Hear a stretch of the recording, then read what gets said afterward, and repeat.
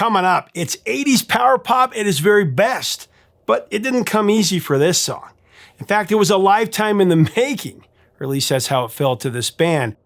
Used to kicking out albums on the fly, their first 4 albums were a breeze to record. However, their 5th, that was a very different story. Teaming up with a meticulous producer and a master of sonic sorcery, this album took over a year to complete, and it took a devastating toll on the band. Maybe even broke them up for good. Tempers flared, plane tickets were bought to fly home and quit altogether, and this seminal 80s record was in danger of not getting done. So was it all worth it? Well, if you've heard the album and today's song, you know it was. In fact, its cutting-edge music video is one of the 80s best, and it actually beat out the biggest selling music video of all time. Details coming up next on this story. Hey music junkies, Professor of Rock, always here to celebrate the greatest artists and the greatest songs of all time. You know, if you remember ripping open your box of Cracker Jacks as a kid to discover the prize inside, you're going to want to subscribe below right now, because this is your channel of deep musical nostalgia, your time machine. Make sure to click the bell right now so you can ride with us every single day. We also have a Patreon. You're going to want to check that out. We have an additional catalog of content. You can even become an honorary producer to help us curate this music history, and check out our merch as well. All this keeps it a daily channel. So it's time for another edition of Number One in Our Hearts. This is the show that honors songs that were so undeniably great. They absolutely should have been number one on the Billboard Hot 100 chart, but for whatever reason, be it lack of marketing or radio play or label support or just sheer stupidity, the song came up short. Today, we're giving this honor to the 1984 Cars classic, you might think, from their 5th studio album, Heartbeat City.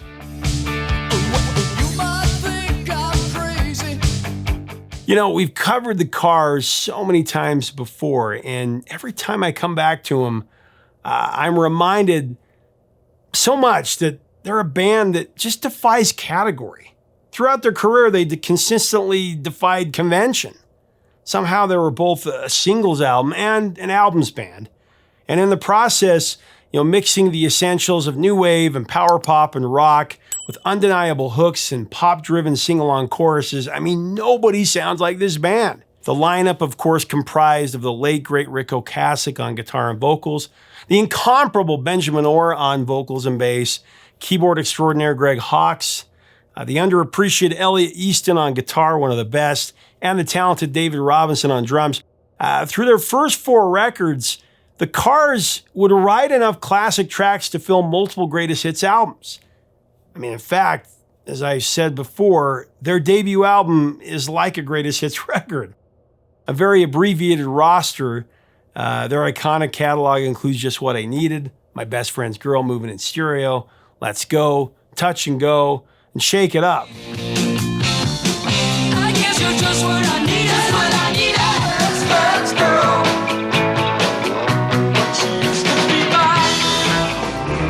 Life's the same. I'm moving in stereo. I like the night, baby. With me, it's never tango. Shake it up. Shake it up. Such an incredible run by this band, all leading up to one of the most memorable records of the entire 80s. The hit parade that is 1984's Heartbeat City. I mean, this album would boast 4 top 20 hits on the Hot 100, and then there was a 5th single that reached number 33, 5 hits on the charts. And then on the US rock charts, Heartbeat City cranked out 2 number 1 hits, a number 3, a number 11, and a number 22. Heartbeat City, it instigates a rush of power pop exhilaration from start to finish, with its brilliance extending far even beyond its nostalgic singles. So let's reverse back to 1983. After taking a year and a half off, the Cars reconvened early in the year to get to work on this monumental album. However, their longtime producer, Roy Thomas Baker, he was unavailable, to take the wheel this time around. So while the band worked on demos at their home studio in Boston, they held auditions for a new producer as well. Steve Lillywhite, who had previously worked with U2 and Peter Gabriel, he was one contender. However, the band ultimately chose the king, Robert John Mutt Lang, who was renowned for kicking out pristine recordings in his pursuit of sonic perfection. Lang, too, was coming off working with huge names, AC/DC and Def Leppard, just for starters.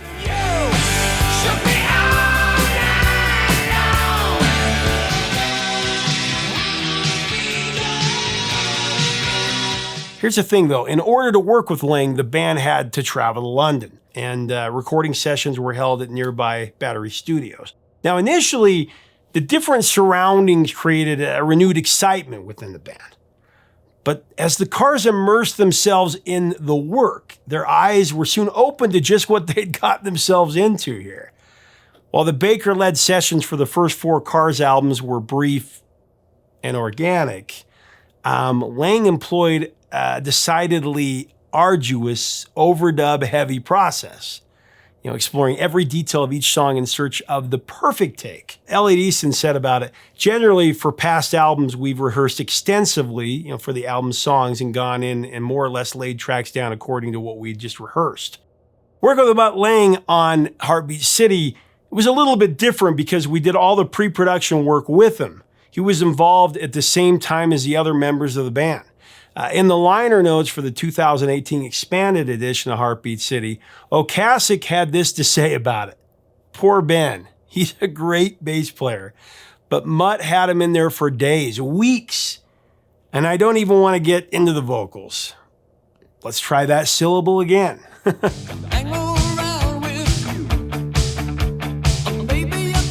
Then Mutt would sit there for 2 days and edit together for 3 days, 5 days. It was every millisecond.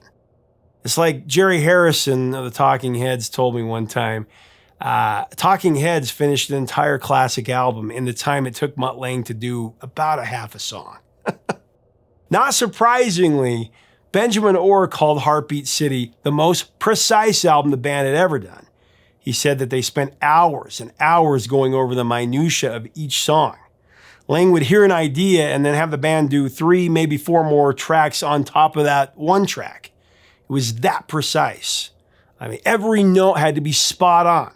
And when they first arrived, Ocasek asked Lang how long they should plan on being in London to record the album. And Mutt told him, a couple of months. However, the band soon realized his policy was, I don't care if it takes 5 years, everything is going to be perfect. So after 6 months of seeking that perfection, the band was just completely worn out. And subsequently, they called it good and returned to Electric Lady Studios in New York City. There they finished the album's final mixing.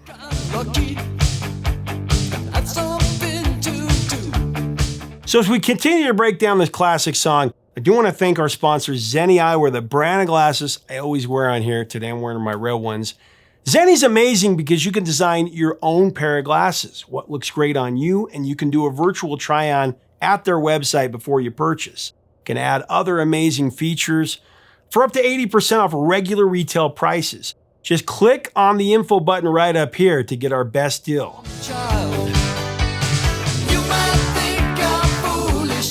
So check this out. In all, Heartbeat City took over a year to complete. Compare that to previous Cars records, which they whipped out in only like 30 days or maybe 2 months at most. Looking back on the project, Rick admitted, there were times when we'd fight. There were times when people had their plane tickets ready to go home and call it quits. There were screaming arguments, but then there were also times we were out to dinner together having a good time. Somehow, for the time being, they managed to keep it all together. The band was very pleased with the finished record, though, as were the fans of Heartbeat City.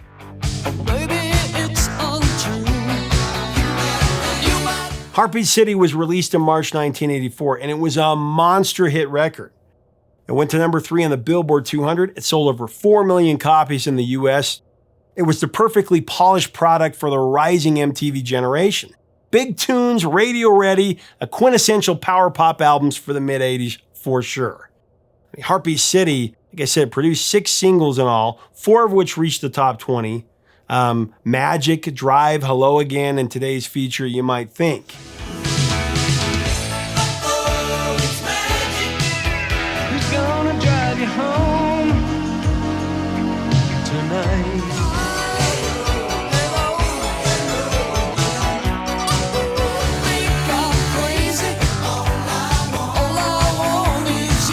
Why Can't I Have You and Heartbeat City rounded out the six-pack, and both were criminally undervalued on the airwaves as well.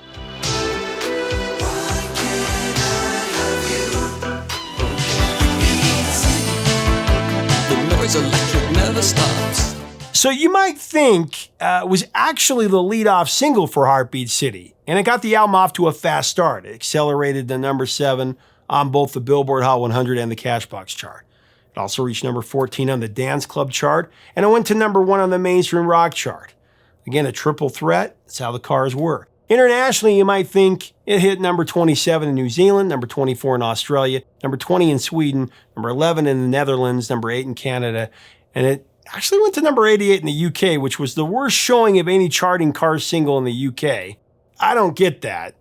You might think is bright, new wave rock and roll with an unforgettable keyboard and guitar riff that gets stuck in your head and it does not go away. It just stays there. And that's not a bad thing.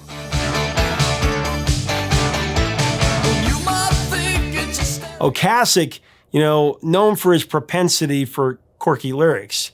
He plays this one a little more straight though it still has his charm written all over it. The song's message simply says, you might think I'm crazy, but all I want is you. But in the end, this is just a fast and fun track guaranteed to lock you into pure and unadulterated joy. Now the video for You Might Think, it was a game changer for the industry. It's one of the first music videos to use computer graphics.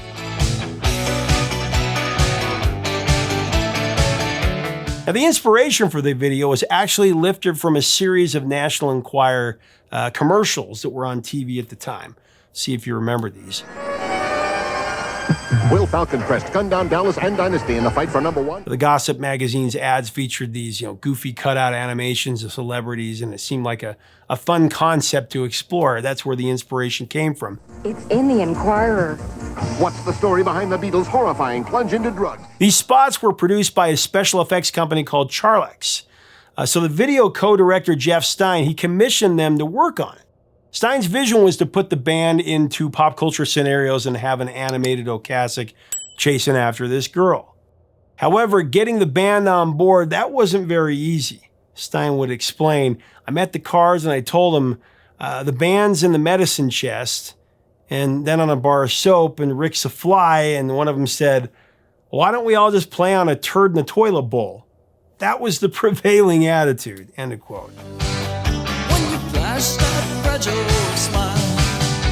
The video features model Susan Gallagher being simultaneously harassed and serenaded by members of the band. But I think that you're wild. From a King Kong-sized Ocasek taking her out to the top of the Empire State Building to the singer peering through a periscope in her bathtub, this video is definitely stalker approved, if you will. But you kept it going till the sun fell down. It skirts the line between lovesick persistence and outright obsession. But the tone of the song is catchy and quirky, enough to make it feel like a fun ride more than anything else, like I said. After all, the two do go together in the end. You might think it's foolish. The video cost came around $80,000, which at the time was triple the average budget for a music video across the industry. But of course, it paid off. And it was hard. It actually took home Video of the Year honors at the first ever MTV Music Video Awards event. In the process, it beat out Michael Jackson's Thriller, also The Police, Every Breath You Take, Cyndi Lauper's Girls Just Want to Have Fun, and Herbie Hancock's Rocket. Some of the most iconic videos ever. 'Cause this dinner at night.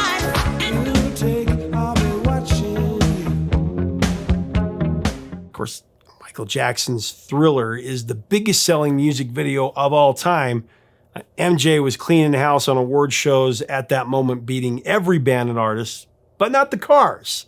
It's also nominated for 5 more awards, including Best Special Effects, Best Art Direction, Viewer's Choice, Best Concept Video, and Most Experimental Video. So hard to take. There's no Then at the Billboard 1984 Video Music Awards, You Might Think won 5 more times, including once again Best Video. There's no doubt that the music video for You Might Think, it played a massive role in the song's overall success. Very memorable. Without a scream.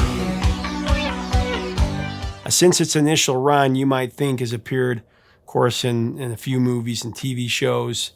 There's The Sure Thing in 1985.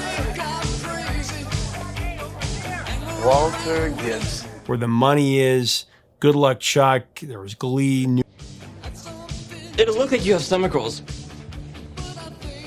New Girl, Regular Show, The Office, Brain Dead, The Goldbergs, Animal Kingdom, and Your Place or Mine just recently. I don't know. I've just always been really good at dancing. You Might Think it's also been covered by Adam Duritz of Counting Crows. It's also done by Weezer for the 2011 movie Cars 2.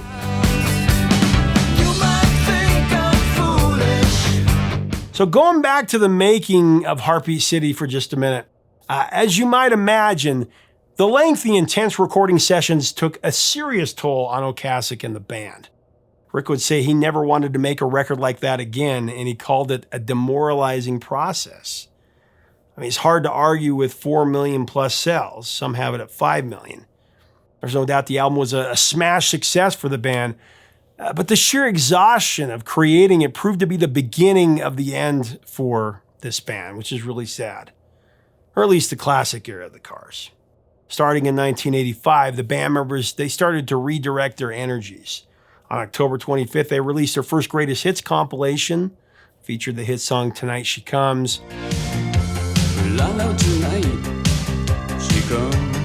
That same year, Elliot Easton released a solo album. It's called Change No Change. Although it didn't make much noise commercially, then Ocasek returned to his solo career with his second outing, The Side of Paradise. And that one was released in September of '86. And it featured an amazing song, the number 15 hit Emotion Emotion, which also reached number 8 on the AC charts. And it went to number 1 on the top rock tracks chart.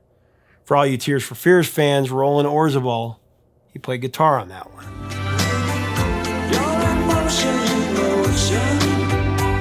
Less than a month after Ocasek released his, Benjamin Orr released his solitary solo record, The Lace. The single Stay of the Night, that reached number 24 on the Hot 100, number 6 on the album rock tracks chart, and number 2 on the AC chart.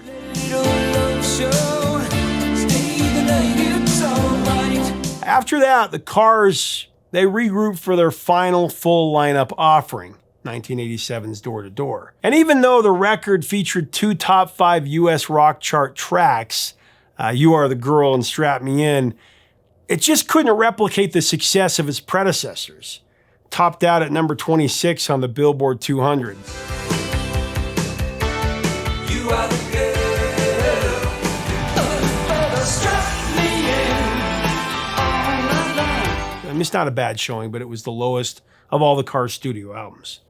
Ultimately, times were changing and Ocasek and Orr were no longer moving in stereo, just in different directions. So the band, they broke up at the start of '88. Many have speculated that the up and down experience of making Heartbeat City, that exhaustion, was the likely culprit. The straw that, broke the camel's back, if you will. Ocasek continued his prolific solo career. He churned out 5 more solo albums. He also kept busy as a record producer, notably with Weezer in '94. We need to cover more of that.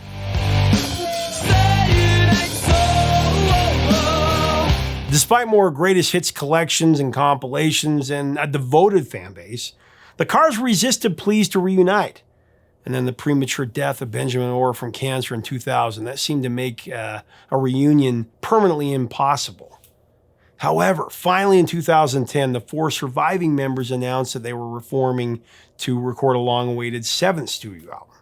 Move Like This, released in 2011, featured the nostalgic and catchy single Sad Song.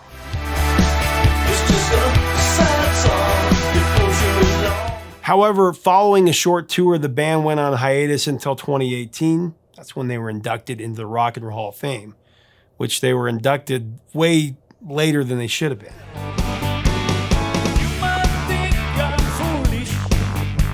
were actually inducted by Brandon Flowers.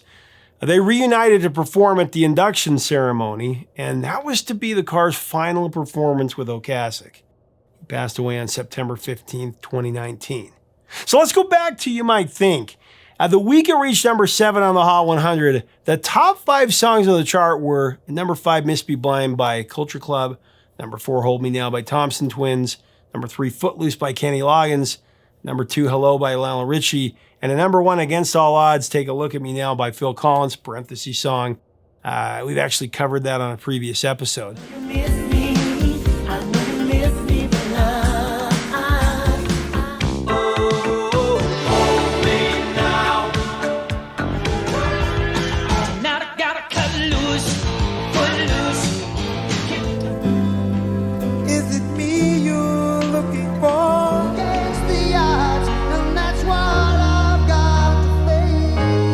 Now, Against All Odds, Take a Look at Me Now. That spent 3 weeks at the top of the Hot 100. Phil Collins was certainly no stranger to the number 1 spot, especially in the 80s.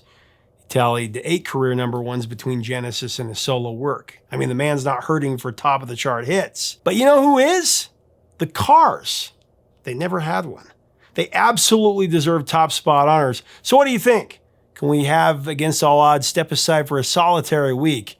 Now, regardless, it's a song that is number 1 in our hearts for sure. From a band that everybody liked. Everybody adored these guys. As was once said in a popular film from about that time, the Cars are very popular. The sportos, the motorheads, geeks, sluts, bloods, wastaways, dweebies, they all adore him. They think he's a righteous dude.